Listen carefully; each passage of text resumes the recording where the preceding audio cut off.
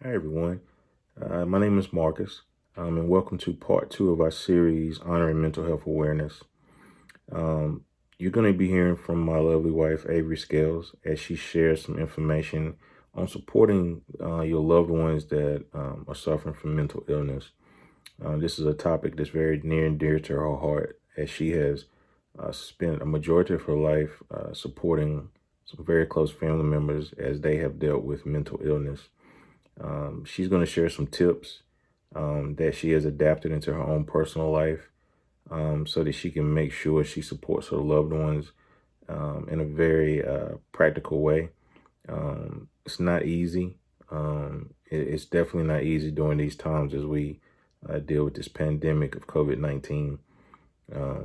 Mental health is a topic that is very close to a lot of people. So we really hope that what she shares will assist you if you're one that is doing your best to support your loved ones that are dealing with mental illness.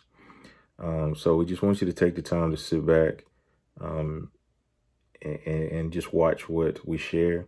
And we hope that it will be useful to you along your way.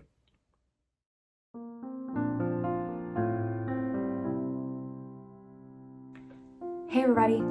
So I am coming to you today because it's Mental Health Awareness Month, and our company is really looking into giving you ways that we can support others with mental illness. So for me, I'm going to be talking to you about how to support your loved ones that are suffering with mental illness. Now, I do this in my professional career, but also in my personal life. I've been supporting someone or others with loved ones for years since I was younger. Now, my support now looks different than it did 5 years ago, 10 years ago, a year ago, 30 days ago, 5 days ago. It's different all the time because the person you're supporting or the people you're supporting, they change, right? So today I'm going to give you 3 tips. Now, these are my personal tips. These are tips that I found to be very successful for myself when supporting loved ones with mental illness. Tip number 1, are you ready? You cannot control anybody. I know, it was very hard for me too. You can't control anybody, no matter how much you want to do good for that person, no matter how much you want to drive that person to therapy, no matter how much you want to make sure that they take their medication, you cannot control them. So what can you do? You can support them. You can educate them on the importance of going to therapy, taking their medication. You can give them things to read and allow them to educate themselves.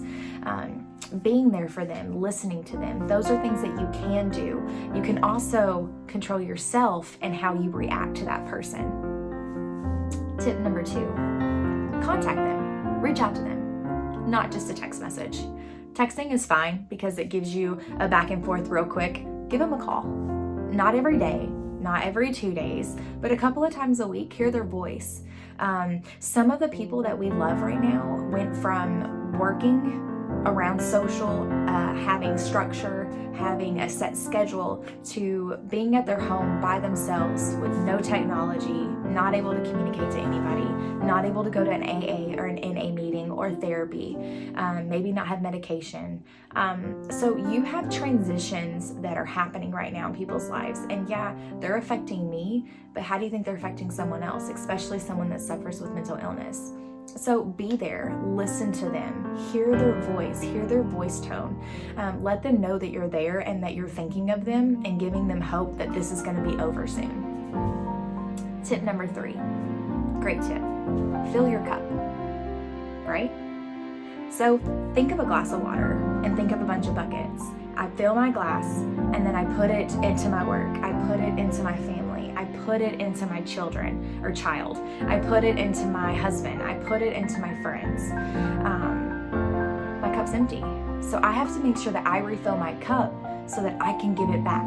I can have that full 100% attention I need to give to each individual bucket to make sure that during this time that I can support everybody. Those are my tricks. Those are my tips. I hope that you've been able to take something and be able to use it to better your relationship with the ones you love. Stay safe, and we'll talk to you later. Thank you for tuning in.